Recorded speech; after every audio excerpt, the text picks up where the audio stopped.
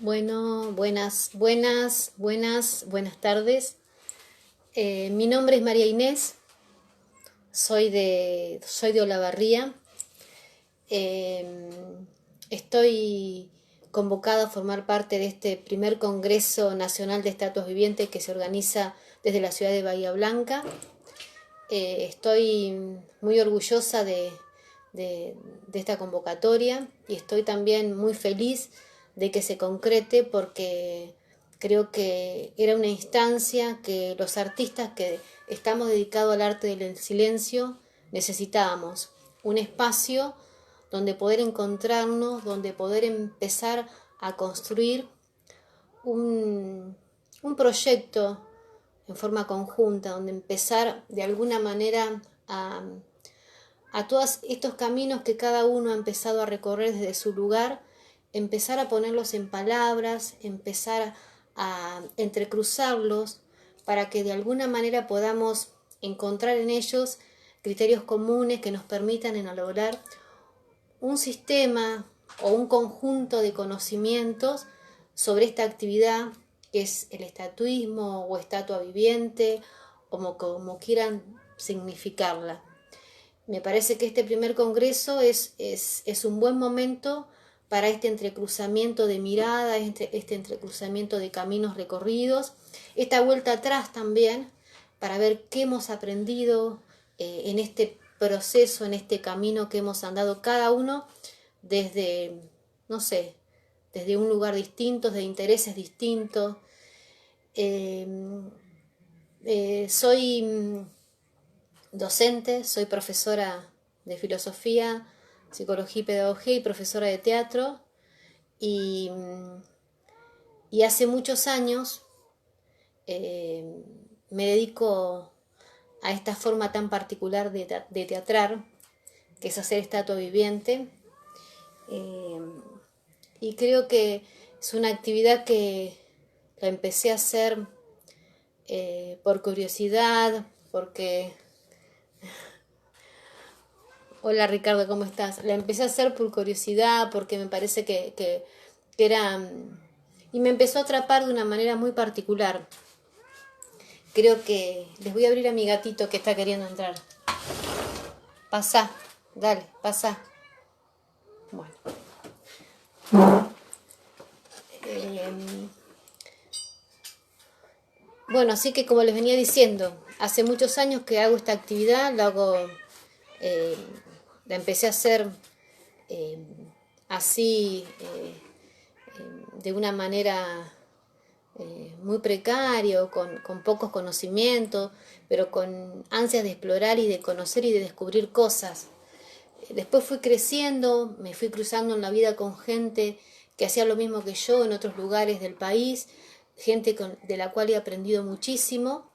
Y bueno, he empezado a aprender y he empezado a incorporar conocimientos en esta actividad, hasta a tal punto que me atrajo de tal manera que quise instalar en mi ciudad esta actividad, quise organizar un primer encuentro nacional de estatuas vivientes acá en mi ciudad, porque bueno, viajaba a distintos encuentros y entendía que era un espacio hermosísimo para aprender, para encontrarnos con gente que hacía lo mismo que yo, con esa misma pasión, con esa misma curiosidad.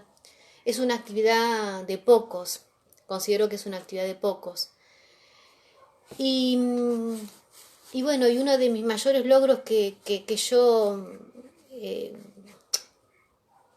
reconozco de esta actividad es haber instalado el encuentro de estatuas vivientes aquí en Olavarría, porque bueno, significó de alguna manera instalar la actividad en la ciudad, empezar y a partir de ahí empezar también a formar gente en esta actividad. Y justamente en este proceso de formación es por lo cual soy convocada en este congreso, para de alguna manera aportar desde el estatuismo o las estatuas vivientes desde una mirada pedagógica. El aporte que yo voy a hacer va a ser un aporte desde mi recorrido, desde mi experiencia, de lo que he aprendido y a partir de lo que he aprendido de lo que he enseñado, ¿no? Y lo que implicó ese proceso de enseñanza-aprendizaje. Me pongo los lentes porque si no lo leo. Hola Mica, hola Sol, hola Eugenio. Eh, bueno, entonces pensando y centrándome primeramente, antes de empezar a pensar en esto, cuál sería mi aporte desde la mirada pedagógica, quiero también contarles eh, que si hay algo que a mí me ha interpelado y me ha movilizado mucho en cuanto a esta actividad, es que cuando yo comencé a viajar a los encuentros, empecé a conocer a gente muy maravillosa que vive de esta actividad. Y yo empecé a maravillarme de eso y empecé a asombrarme. Y a partir de eso estoy haciendo un trabajo de investigación sobre este tipo de actividad que estos artistas logran convertir cada uno en su lugar en una forma de trabajo. Y digo una forma de trabajo porque nosotros, la mayoría, estamos, y me incluyo, ¿no? Estamos atravesados por una mirada muy capitalista del trabajo, en la relación de que esta relación del empleado, el empleador, bueno, un producto que hay un excedente que tiene que ver con la ganancia. En el trabajo del artista y en particular de las estatuas vivientes, todo esto se ve como alterado. Y eso es lo que a mí me moviliza muchísimo, estudiar esta forma particular de trabajar que tienen las estatuas vivientes o los artistas callejeros, cómo elaboran un proyecto de vida a través de la cultura de su gorra. Es un trabajo de investigación que estoy haciendo como trabajo de tesis de una maestría en antropología social que estoy haciendo. Y reconozco que estoy atravesada por la lógica capitalista porque yo trabajo de otra cosa y esta actividad yo nunca la entendía como un trabajo. La entendía como una actividad que me permitía hacer otras cosas que el trabajo no.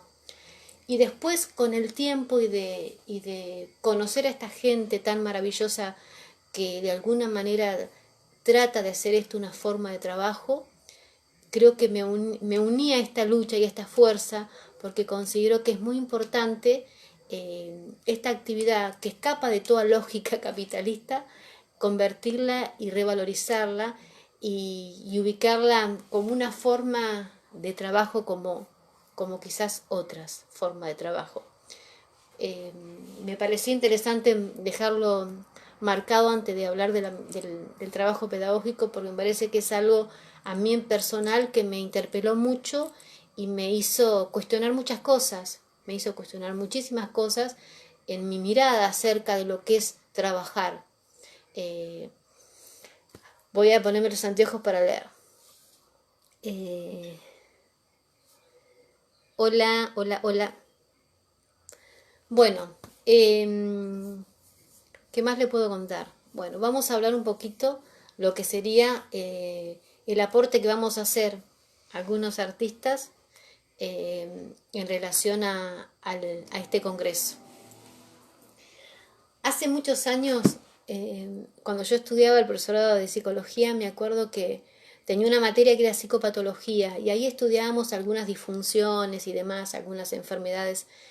Y estudiamos una de las patologías neurológicas que es el síndrome de Down, el trastorno del síndrome de Down. Y me acuerdo que yo leía que la mayoría de los libros para síndrome de Down habían sido escritos por padres de chicos que tenían padecido el síndrome de Down. Y bueno, yo lo relaciono con esto de las estatuas, ¿no? Nosotros estábamos como esperando que alguien venga a escribir de lo que nosotros hacemos y nos dimos cuenta que no. En un foro allá en la ciudad de Bahía Blanca, de la mano de Carlos Foss, él nos dijo, ¿quién mejor que ustedes para escribir y para registrar lo que ustedes mismos vivencian? Y así fue que Lala concretó ese primer libro, justamente porque nosotros estamos atravesados por una necesidad, estamos interpelados por la actividad y conocemos la actividad. Entonces, ¿quién mejor que nosotros para hablar de esto que hacemos con el corazón, con esto que amamos y con esto que nos atraviesa y forma parte de nuestra vida? Para algunos es su forma de trabajo, para otra es una forma no de trabajar, sino de hacer algo diferente al trabajo, a distintas miradas sobre esto.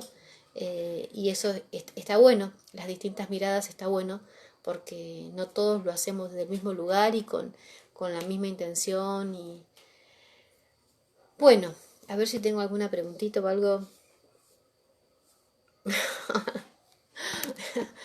Bueno, vieron que tengo el banner del encuentro de estatuas, ¿no? Del sexto encuentro internacional de estatuas de Olavarría. Lo tengo en el fondo, y estamos acá, deseosos de que esta pandemia nos, nos permita concretarlo en octubre de este mes. Vamos a ver cómo hacemos, y esperemos que sí, porque tenemos todo organizado como para que se pueda concretar. Lo mismo que este congreso. Bueno, estamos acá a través de este medio encontrándonos justamente porque la pandemia nos hizo una cruzada y de alguna manera nos llevó a que todos buscáramos distintos recursos para poder estar conectados y poder darle forma a las cosas de otra manera. Bueno, cuando, cuando Lala me convoca para formar parte de lo que sería el bloque o el eje dedicado a la formación, a las estatuas vivientes de una mirada pedagógica, bueno, empecé a repensar lo que yo había hecho en mi camino. Y, y yo siempre sostengo que cuando uno enseña, siempre digo que en el proceso de enseñar vos aprendés muchísimo, muchísimo, muchísimo. Le voy a contar la experiencia del primer seminario de estatuismo que se da acá en Olavarría, en el marco de los 150 años de Olavarría. Propusimos un seminario donde los alumnos egresaban con un personaje de la historia de Olavarría. Para eso, acompañada de Ariel, armamos una propuesta y la llevamos y la pudimos concretar. Tuvimos varios meses donde los alumnos, primeramente tuvimos que indagar un poquito en la historia de Olavarría, cómo era la Olavarría de 1860, cuáles eran los personajes más significativos, más representativos de ese momento, y a partir de ahí empezar a pensar. Fuimos al Archivo Histórico Municipal, nos conectamos con Aurora Rocha Campo, que fue muchísimos años directora de ese museo, y a partir de ahí empezamos a indagar sobre la historia de nuestra ciudad y a pensar en qué personajes no podían faltar en esa muestra de los 10 personajes más importantes de la ciudad.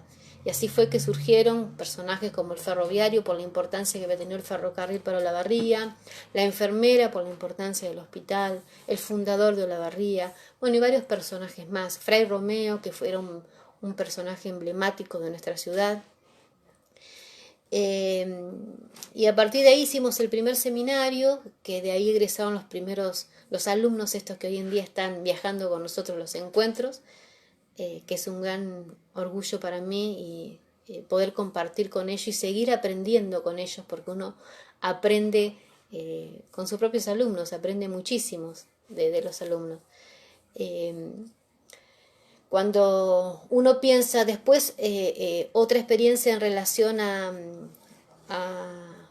una experiencia pedagógica, en el marco de la Jornada de Educación por el Arte, de un seminario de estatuismo organizado por el CPAC, la Escuela, el Profesorado de Teatro, y después también dentro de la Jornada de Educación por el Arte de la Ciudad de La Prida, también el año pasado hicimos un seminario de estatuismo.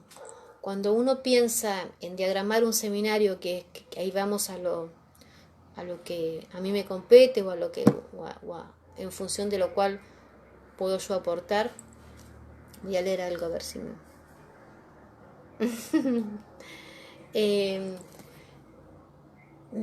empecé a pensar, primeramente me parece que es importante cuando uno cuando piensa en algo que tiene que enseñar o que tiene que transmitir, bueno, empezás ¿qué es lo que vos aprendiste en relación a esto? Entonces, bueno, empezar a pensar qué es lo que es el trabajo que estoy haciendo para armar la propuesta para el Congreso, qué es lo que yo aprendí, cómo lo aprendí, empezar a armar una propuesta, una estructura donde empezar a definir cuáles son las cosas que definen la especificidad de esta actividad, ¿no? ¿Qué es una estatua viviente? ¿Cuáles son las cosas que de alguna manera la caracterizan, ¿no? Cuáles son los elementos que forman parte. A ver qué me dice. Después vamos a hablar de la tesis.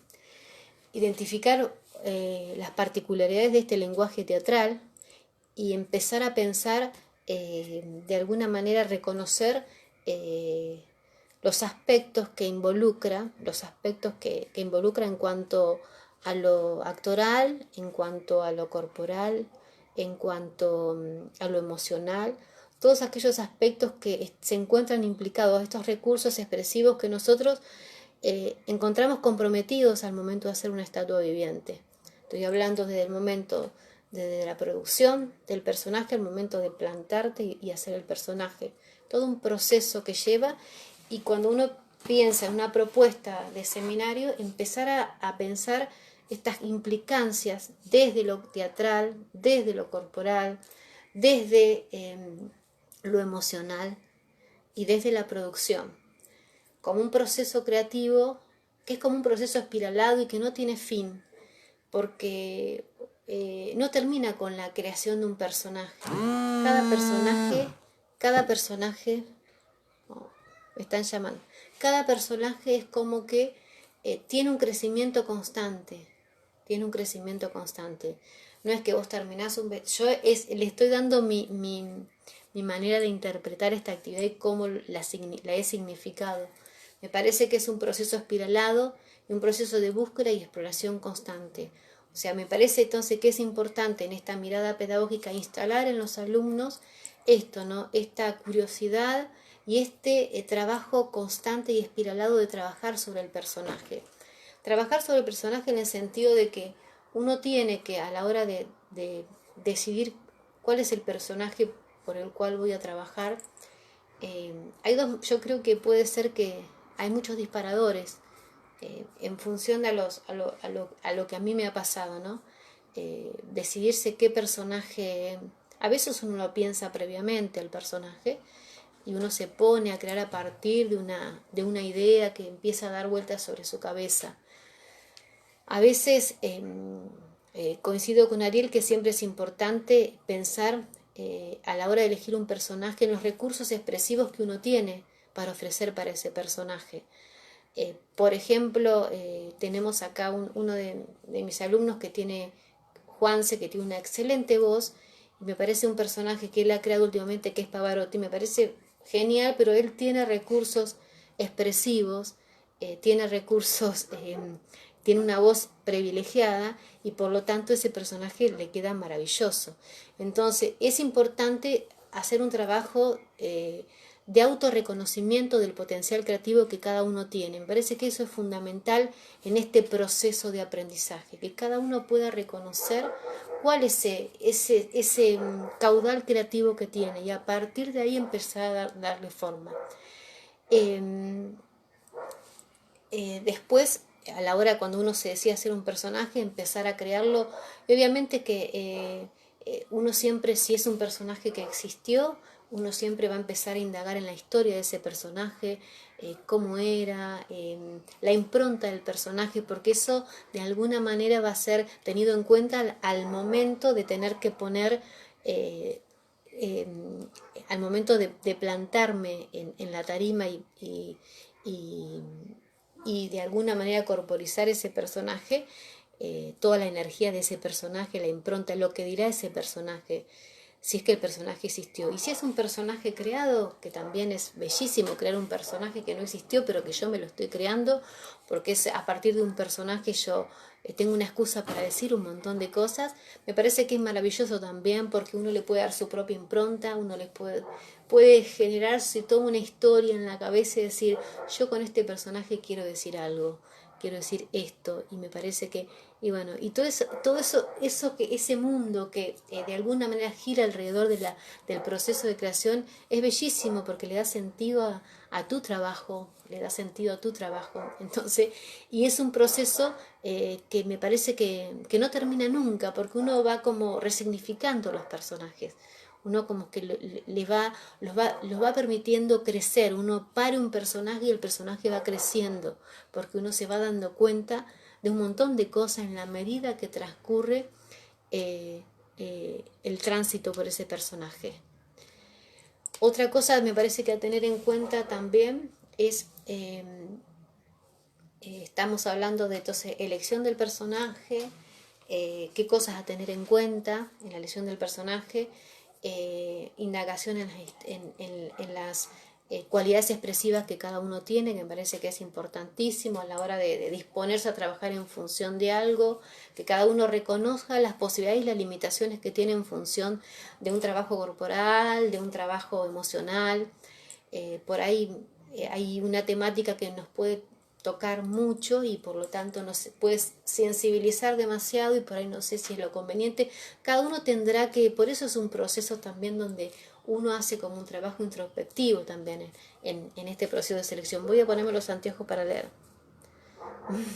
Sí, José, claro que es hermoso el recuerdo de ese proceso que empezamos juntos y que lo seguimos juntos porque es un proceso de aprendizaje mutuos y en forma conjunta.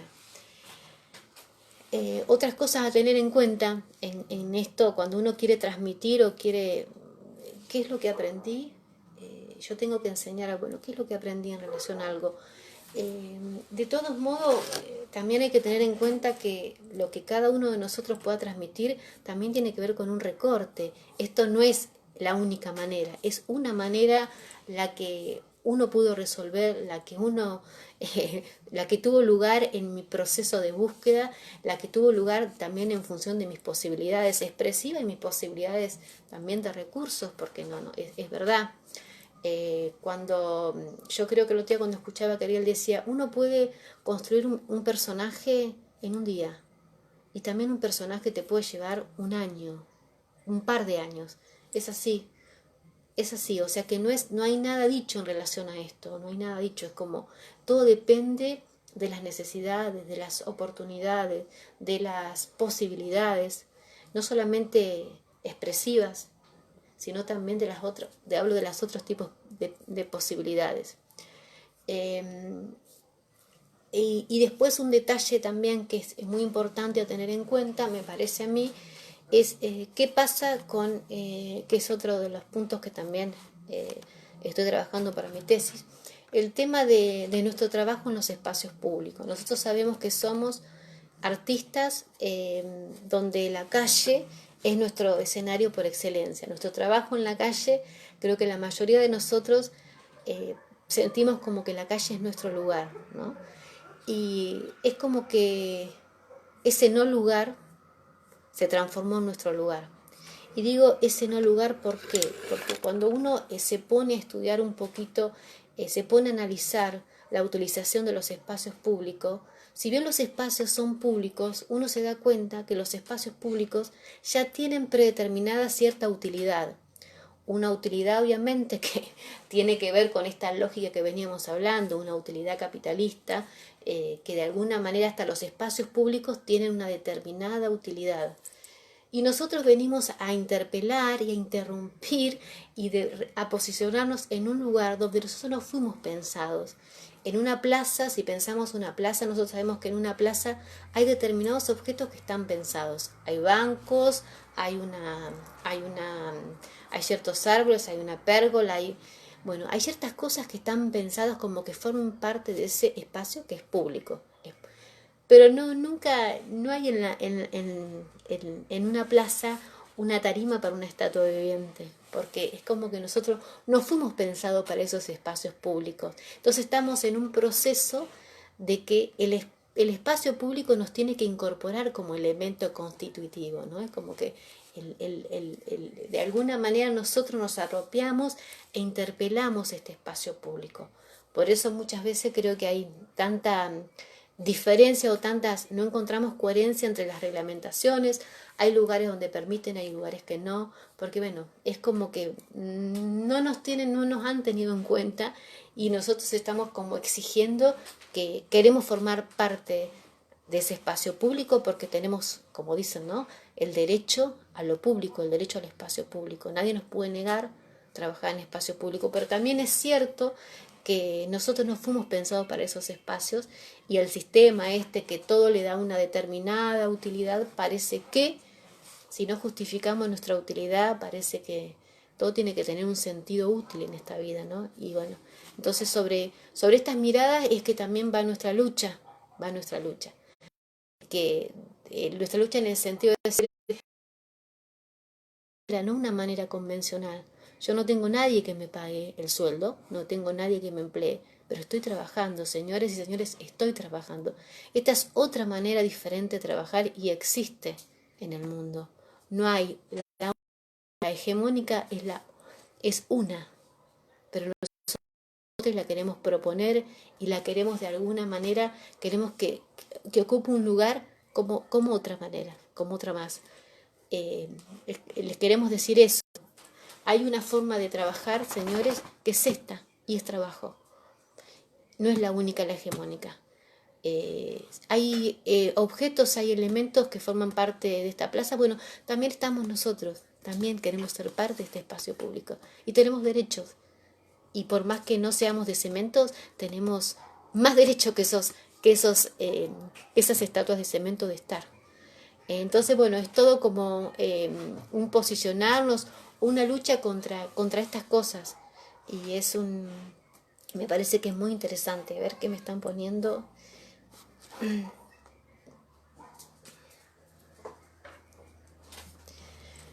Claro, porque yo siento que cuando uno piensa en los espacios públicos, me parece que cuando se crea un espacio público, uno se pone a pensar y siempre en los espacios públicos hay elementos que aparecen. Hay bancos en una plaza, hay una tarima para sentarse, hasta inclusive hay una pista para surfear, y sin embargo no hay un espacio para nosotros. El no lugar se transformó en nuestro lugar, ¿no? Es nuestro lugar, el espacio público, el no lugar. Entonces, por ahí hay que mirar un poquito cómo funciona esto de lo público y me parece que nosotros estamos como interpelando esa manera de interpretar lo público. Y es un proceso que estamos atravesando, y creo que este congreso y los encuentros y esta actividad llevada adelante nosotros y con estas convicciones, ¿no? De que nosotros estamos trabajando, señores, de una manera diferente, pero estamos trabajando. No fuimos pensados para los espacios públicos, pero estamos acá y queremos ser reconocidos como tales. Me parece que esa tiene que ser nuestra lucha y nuestra bandera, ¿no? Nos tienen que incorporar. Pero nadie más que nosotros somos los únicos que... es como que siempre las bases tienen que hacer como... hacer ruido para que los de arriba digan, mira, porque no podemos esperar nada de arriba, porque es como les decía los libros de los chicos con síndrome de Down. Al principio, cuando nace esta patología, ni siquiera los médicos, eran los mismos padres con el interés que tenían los que escribieron esos primeros libros con chicos de síndrome de Down. Entonces, imagínense, nosotros nos pasa exactamente lo mismo. Y esto es así. ¿Quién escribió el primer libro? Lala. ¿Por quién es? Una estatua viviente. No va a venir nadie a escribirnos porque somos nosotros. Y me parece que está bueno en el fondo. Está bueno que nosotros tengamos estas convicciones de que podemos, porque sabemos, porque conocemos, porque lo hemos atravesado, porque nadie nos contó. Y eso está muy bueno. Eso está muy, pero muy bueno. A ver, voy a ir leyendo un poquito lo que me ponen.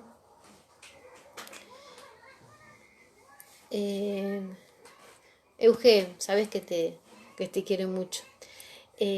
Bueno, seguimos con esto de la mirada, desde pensar la estatua viviente desde un enfoque pedagógico, ¿no? Como les decía, siempre cuando uno piensa en una cuestión de... Ese es mi perro Simón, que... Basta, Simón. Eh, cuando pensamos en la cuestión pedagógica de una situación de enseñanza-aprendizaje, siempre el esquema que resuena es alguien que aprende, al que enseña y un contenido a transmitir.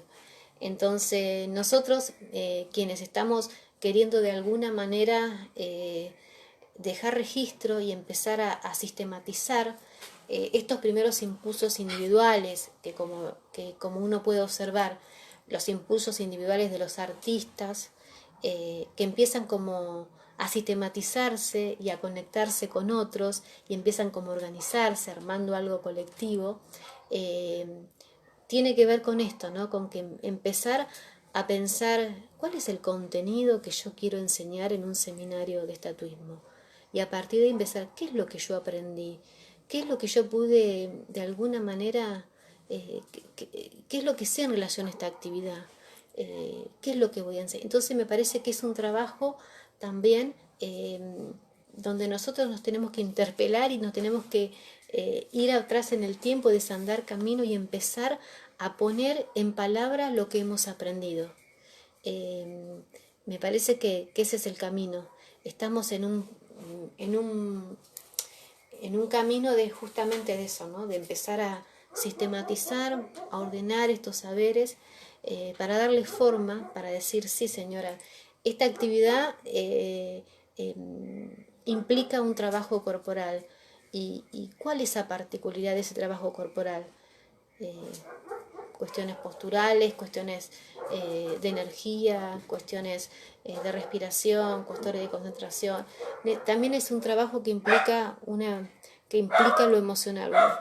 ¿Cómo está implicada la emoción en la construcción de un personaje? También esto es un trabajo que implica una producción que tiene que ver con la creación de un personaje, ¿no? Y bueno, y cómo producimos un personaje, a partir de qué materiales son los que tengo que usar, cuáles son las pinturas, qué pintura elijo, por qué elijo esta y descarto la otra, por qué en este proceso he ido aprendiendo, he ido descartando técnicas y trayendo otras. Es como que, bueno, de alguna manera hacer todo ese trabajo de los por qué de esto para poder de alguna manera sacar en limpio y poder de alguna manera decir, bueno, vamos a pintar de esta manera porque pasa esto, pasa esto, bueno, eso me parece. Yo me acuerdo que hace muchos años, por ahí cuando empezaba, tengo guardado inclusive algunos bocetitos, yo cortaba telitas y demás, y probaba pinturas, cómo quedaban las mezclas. eh, y bueno, y ahora esos bocetos yo ya no los hago, pero bueno, eso en un primer principio de exploración me acuerdo que era lo que yo hacía, porque no sabía cómo, no quería probar directamente en la tela. Y bueno, y uno empieza a observar y a conocer las telas y las texturas y sabes que esta tela está buenísima para pintar, esta tela no tanto. Bueno, todo un proceso que uno lo va de prueba y error, donde uno va aprendiendo y gracias a Dios que uno se cruza con gente que sabe muchísimo y uno observa mucho y aprende y después saca su propia técnica, vas tomando un poco de acá, un poco de allá y bueno, y haces tu propio trabajo de producción. Yo rescato los aportes de Ariel y de Antonio. Yo cuando fui a Portugal y Antonio también me pintó, me ayudó, me enseñó a pintar y a hacer, y bueno, y de todo uno aprende algo, ¿no? Y explorando y enseñando también aprendemos y muchísimo. Voy a leer un poquito lo que me ponen acá.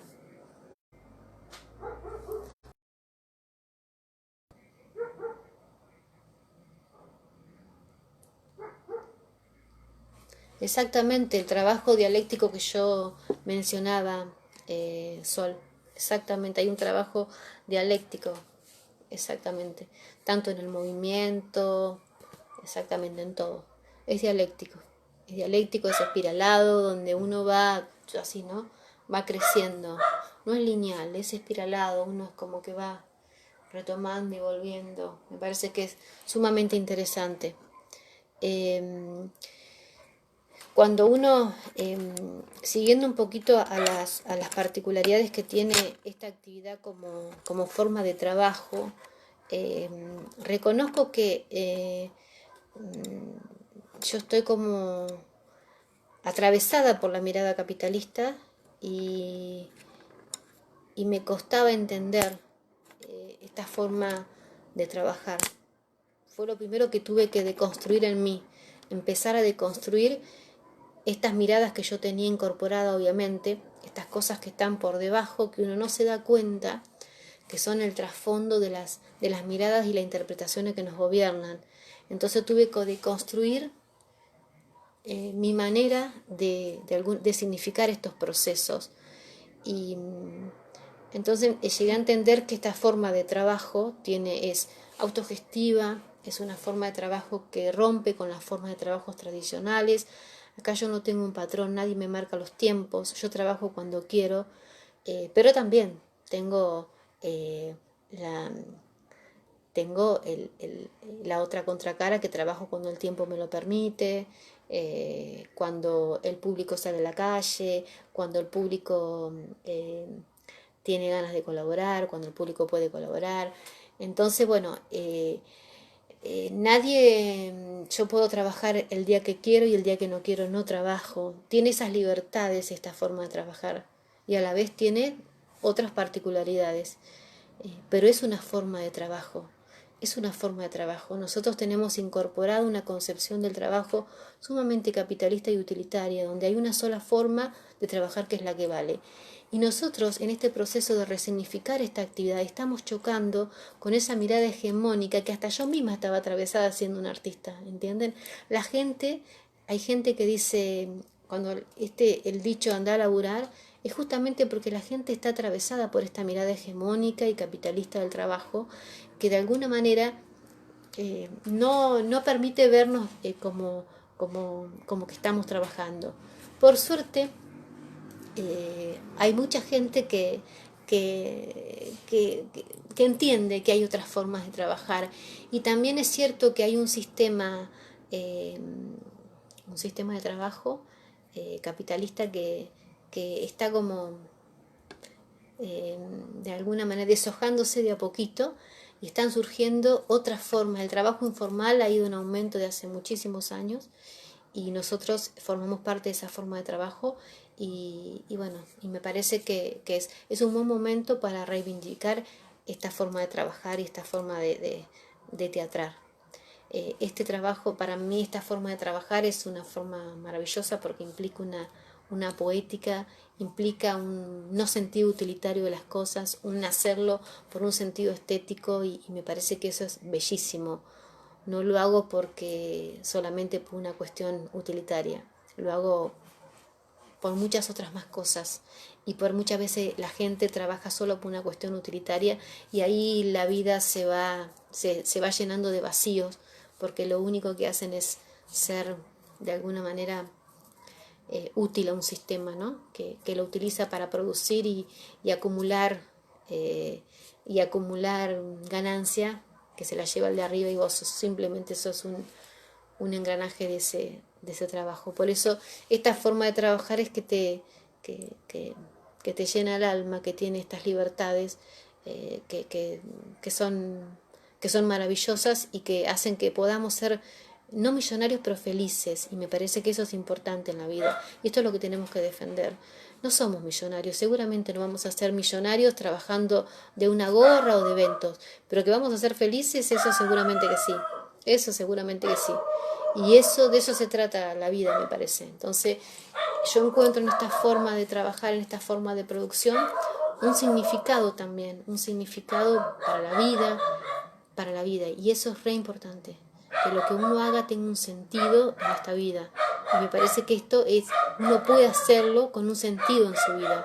Uno puede hacer un personaje y eso sabe que este personaje que hago en este momento tiene un sentido enorme. Y paso otro momento y hago otro personaje que tiene relación con mi momento y tiene un sentido enorme. Y eso es lo que nos da esta forma de trabajar, estas libertades de elegir el personaje, por así decirlo, elegir el personaje, elegir el lugar, elegir la plaza, elegir el evento. Elegimos, de alguna manera estamos ejerciendo nuestra libertad de elegir, que de alguna manera nos define. Somos seres libres, y esto nos define también. Y esta es otra de los secretos que tiene esta actividad, que es una actividad que nos hace libre, nos hace creativo, no nos hace rutinario, no nos hace monótonos. A ver qué me están poniendo.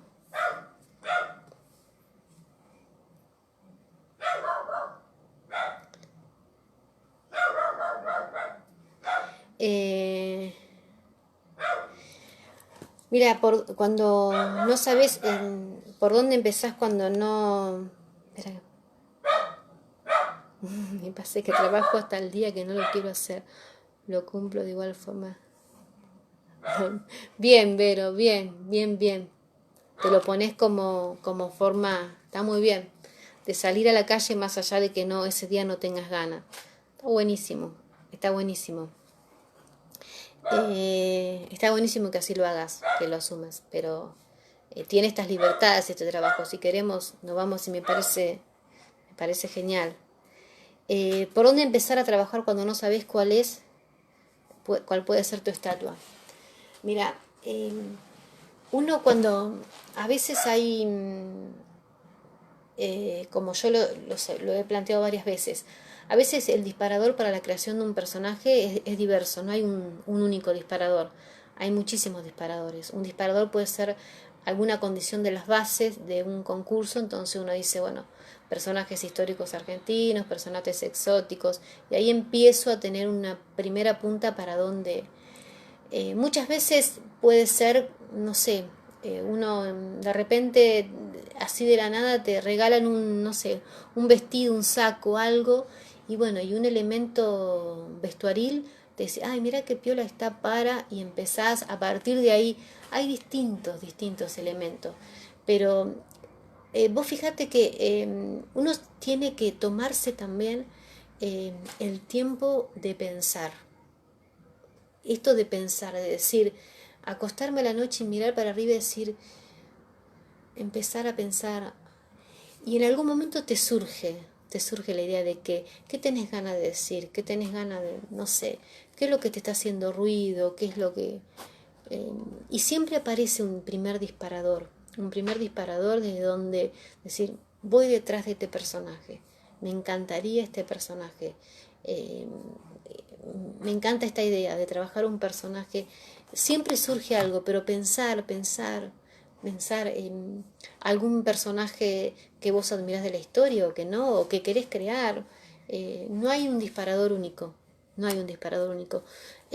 Yo el personaje que terminé de crear ahora es un personaje que tiene que ver con la problemática ambiental y surgió antes de la pandemia y lo terminé de elaborar al fin, estando acá en pandemia. Y fíjate qué casualidad, ¿no? Que tenía que ver con algo que yo, cuando surgió todo esto de los incendios y demás, yo digo, qué loco, ¿no? Qué loco que el ser humano provoque estos desastres, ¿no? Que este ambiente que nos contiene, que nos da todo, que nosotros lo ataquemos y lo vayamos de tal manera. Entonces empecé a crear un personaje que se llama la guardiana del planeta en función de eso. A veces una noticia, algo que te haga ruido, una problemática, te dispara un personaje. A veces te dispara un personaje. Y creas un personaje que no estuvo creado. Por ejemplo, la guardiana del planeta es un personaje nuevo. Y ahí estoy. Me atrapó de una manera y bueno, y ya lo tengo listo para sacarlo a la calle. Pero como no lo voy a poder sacar a la calle, me voy a hacer fotos igual para mostrárselo a ustedes, para compartir con ustedes el trabajo. Eh, a ver.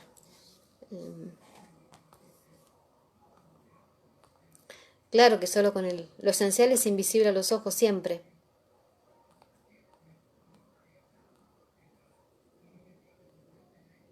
Exactamente, muy bien. Exactamente, esta dialéctica entre movimiento y quietud, que es lo que le da sentido justamente a las estatuas vivientes. Muy bien, es el puntapié inicial de esta actividad. Es una de las particularidades de este lenguaje teatral, la dialéctica entre quietud y movimiento. Exactamente. Cumplo días y horarios, como si me estaría esperando en una sala. Nah, sos una grosa, sos una grosa. Por suerte, no me tomo esas libertades porque los desde un lugar muy sí, está bien, es tu forma, me parece perfecto.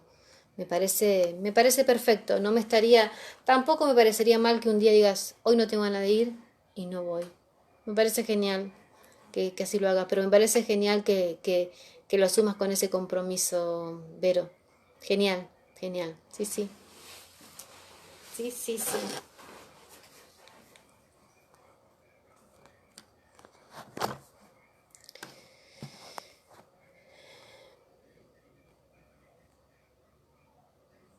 Sí, acá Ricardo está hablando de La conexión que se logra entre el público y el personaje, sí, que es uno de los puntos que nos queda para hablar. Me parece que es uno de los puntos que todavía no hemos hablado demasiado. Eh, Esta dialéctica que hablaba Lala entre quietud y movimiento, que es de alguna manera que tiene que caracteriza o es una de las particularidades de esta forma de teatral, de esta forma, de este lenguaje teatral, eh, me parece que cobra sentido y esta dialéctica se resuelve en la interacción con un público que es el que recibe, recepciona nuestro trabajo y el convivio con ese público es el que es otra de las particularidades de este lenguaje teatral. Esta dialéctica entre quietud y movimiento y este convivio con el público. Ahí vamos ya definiendo dos de los elementos que de alguna manera son esenciales y dan sentido, tienen que ver con la particularidad de este lenguaje teatral. La conexión con el público es maravillosa, Ricardo, es maravilloso. Uno tiene anécdotas y experiencias y recuerdos que uno ha vivido a través de los personajes, a lo que uno ha provocado con los personajes, que es maravilloso, que es maravilloso.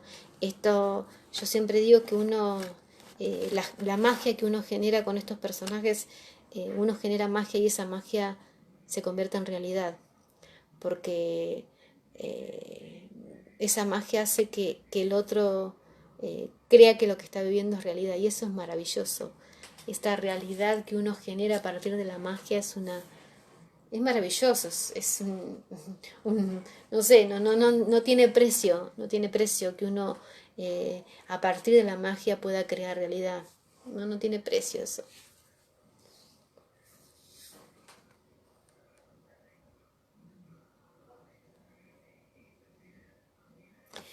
Hola hermosa, con los niños de la barría, ellos eligen. Ay, mi vida, ay, los niños. No.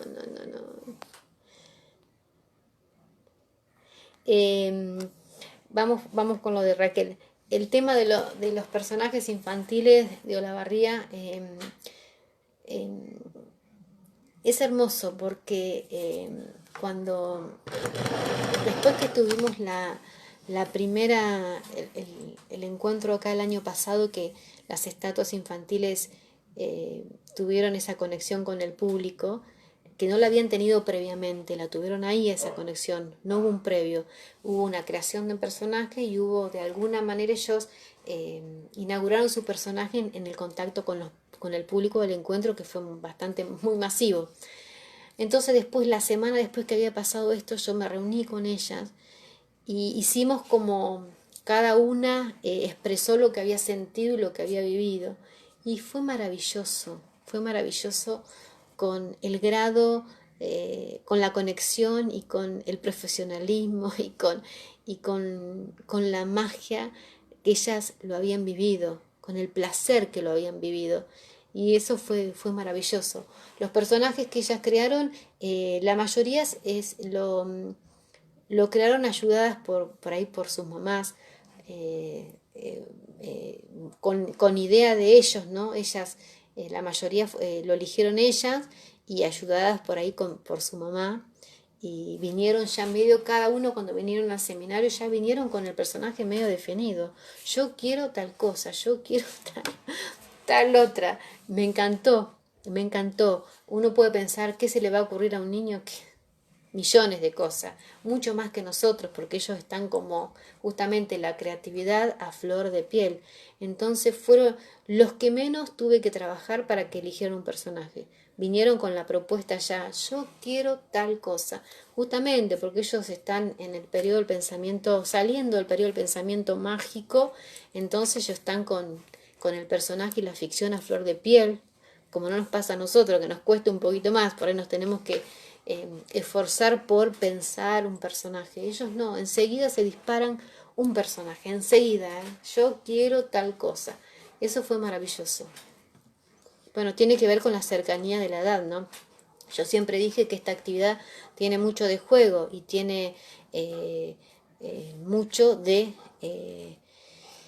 asimilación deformante. Yo una vez en un foro en Bahía Blanca, yo siempre sostengo que nosotros tenemos en el proceso de aprendizaje a lo largo de la vida, en los primeros años de vida nosotros asimilamos y acomodamos las cosas para aprender, ¿no? Ahí el proceso de aprendizaje se da, según la explicación de Piaget, a partir de la asimilación y la acomodación.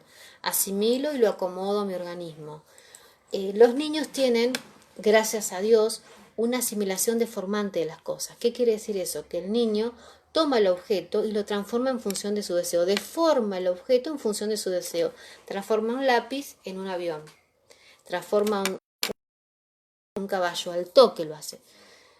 A medida que vamos creciendo vamos perdiendo esa capacidad de esa asimilación deformante. Hay un predominio de la acomodación sobre la asimilación. ¿Qué quiere decir? Que si yo veo una escoba como adulto, barro, me acomodo a la utilidad de ese objeto. Y los niños tienen esa ventaja. Y este trabajo de las estatuas vivientes, esta forma de creación y de producción, nos vuelve atrás en el tiempo y nos transforma en niño por eso mismo. Porque yo, ¿qué hago? Veo un anteojo y digo, este anteojo me puede servir para la estatua, pero le voy a hacer...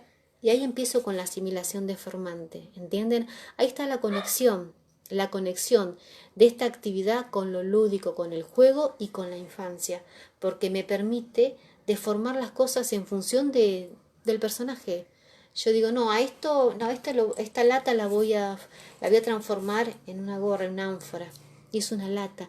Y eso es asimilación deformante, ¿entienden? Por eso es lo maravilloso de este proceso de aprendizaje, porque nos permite eso, nos permite romper con la utilidad fija del objeto. Un palo puede ser 20.000 cosas. Y está buenísimo que así sea, porque ahí se activa el proceso creativo, ¿entienden? Está buenísimo.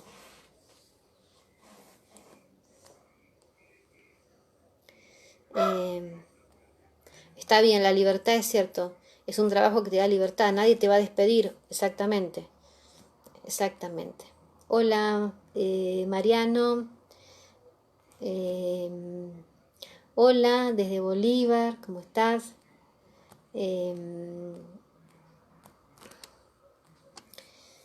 la desinhibición, sí.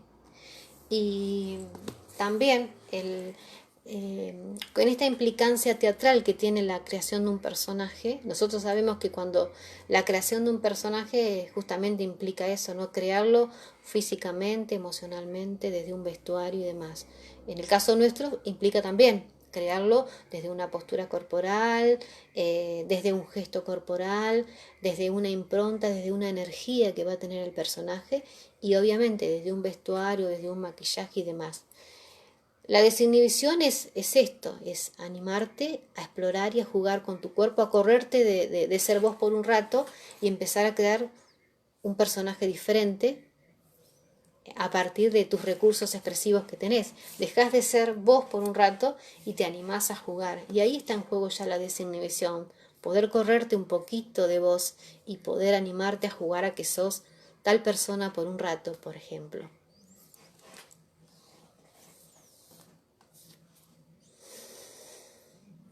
Ay, sí. Eh, el personaje, Verónica tiene una hija que Verónica hace la dama de la paleta y su hija hace la damita de la paleta, y igualita a la madre. Y mi sueño es traerla al infantil, a los personajes infantiles de Acá de la Barría, y lo vamos a concretar, dama y damita, lo vamos a concretar. Fue muy fuerte cuando me mandaste esa foto, fue genial, fue genial. Es como que la imitación y la identificación con vos es increíble.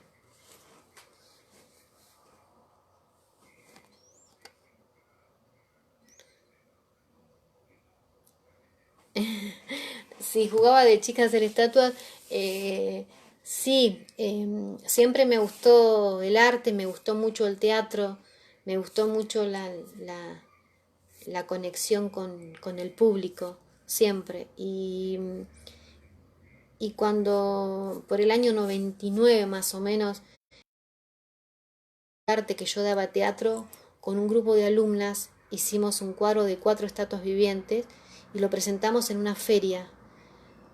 Y yo vi el impacto que causaron esas estatuas. Visual, no decían nada, eran estatuas que no decían, que prescindían de la palabra, pero ustedes, la atracción que hubo hacia esas 4 estatuas vivientes fue lo que a mí me choqueó, me interpeló y me llevó a empezar a crear en este arte. Dije, quiero decir prescindiendo de la palabra, quiero expresar prescindiendo de la palabra. Y es lo que me puse a hacer, decir a través de un personaje, a través de prescindir de la palabra.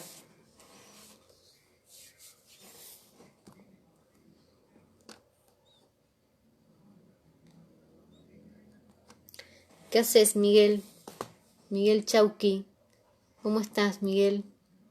Me cuento, cuando yo fui a Jujuy a hacer Evita, Miguel me llevó y me hizo recorrer todo Jujuy. No me olvido más. Me abrió las puertas de su ciudad. Yo soñaba llegar a Jujuy y fui corriendo. Llegué, bajé en el hotel, dejé mis valijas y salí corriendo. Iba preguntando a la gente, ando buscando una estatua viviente de Colla. Y todos me decían, allá, allá, allá. Y llegué, iba corriendo, corriendo, corriendo y choco con la plaza, con el Chauqui, con el Colla. Casi muero de emoción. ¿Te acordás, Miguel? Esas son las posibilidades que te da esta actividad, que te da este arte. Te lleva a lugares donde nunca soñaste, donde nunca imaginaste estar. Bueno, ahí, a esos lugares, a esos recorridos inesperados te lleva esta actividad. No te va a llenar de dinero, eso sí, pero te va a llevar de experiencias así, inesperadas, de lugares impensados.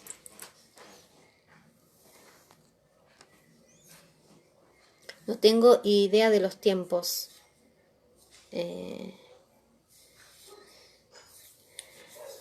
Euge, ¿estás por ahí? ¿Me podés decir el tiempo? ¿Cómo vamos? Vos que sos mi asistente. Son las 6:58. 6:58. Sí. ¿Son las 7 de la tarde ya? Sí. Ay, no. Tengo que terminar.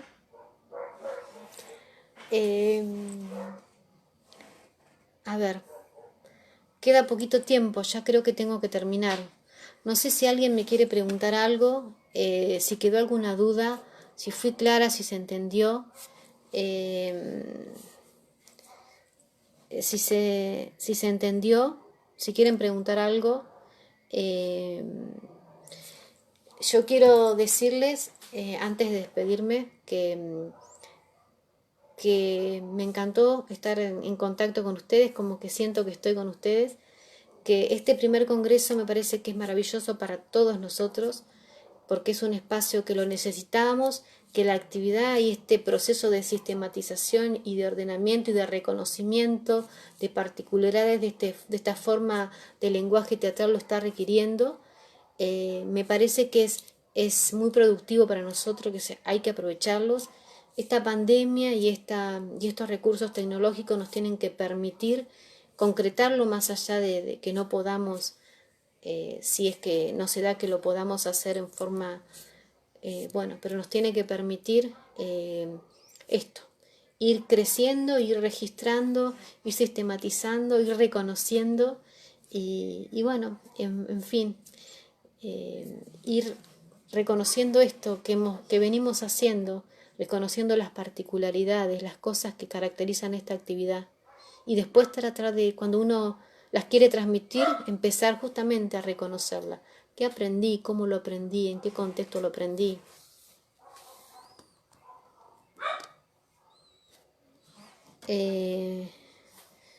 Gracias a ustedes por convocarme.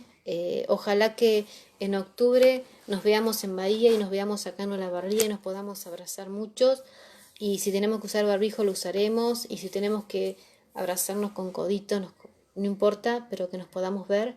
Y les mando un beso grande para todos. Y si tienen algo para decirme, me lo dicen. Los quiero mucho y agradezco a esta actividad de haberme permitido conocer gente tan maravillosa, de haberme llevado a lugares tan maravillosos y de estar siempre, tenerme la mente ocupada en cosas creativas, no ir detrás de lo banal, de lo que no tiene sentido, siempre encontrándole sentido a cada una de las cosas que hago, y esta actividad me permitió eso en la vida y me permitió ser feliz, me da felicidad, me da felicidad. Y si eso te da felicidad, ¿qué más podemos pedir? Bueno, un beso grande para todos. Y me encantó estar en contacto con ustedes.